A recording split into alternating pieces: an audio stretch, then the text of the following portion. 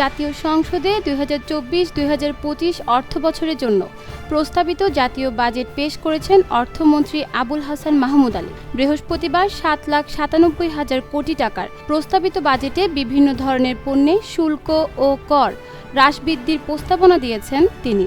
এ সময় তিনি নিত্য প্রয়োজনীয় বাজারে স্থিতিশীল রাখা ও উচ্চ মূল্যস্ফীতির লাগাম টানতে অন্তত 30 প্রয়োজনীয় পণ্য ও খাদ্যশস্য সরবরাহের উপর উৎসে কর কমানোর ঘোষণা দেন।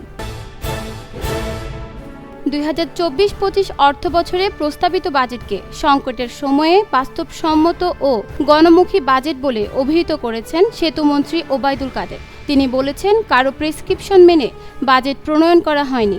দলের নির্বাচনী ইস্তেহারে দেওয়া অঙ্গীকার ও অগ্রাধিকার খাত বিবেচনায় নিয়ে বাজেট দেওয়া হয়েছে। তবে দ্রব্যমূল্য নিয়ন্ত্রণেও ফোকাসটা থাকবে। বৃহস্পতিবার বিকেলে বাজেট পেশের পর জাতীয় সংসদ ভবনে বাজেট প্রতিক্রিয়ায় তিনি এই মন্তব্য করেন।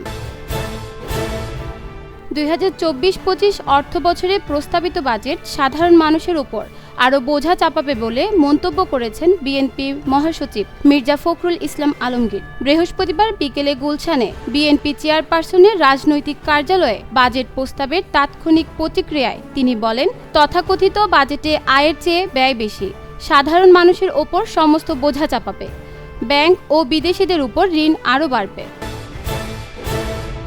টানা তৃতীয় মেয়াদে ভারতের প্রধানমন্ত্রী হিসেবে আগামী রবিবার শপথ নেবেন নরেন্দ্র মোদী। শপথ অনুষ্ঠানে যোগ দেবেন বাংলাদেশের প্রধানমন্ত্রী শেখ হাসিনা। অনুষ্ঠানে যোগ দিতে আগামী শনিবার ভারতে যাচ্ছেন তিনি। বৃহস্পতিবার সংসদে 2024-25 অর্থবছরের বাজেট পেশ হওয়ার পর সাংবাদিকদের এ তথ্য জানান আওয়ামী লীগের সাধারণ সম্পাদক ও সেতুমন্ত্রী ওবায়দুল কাদের।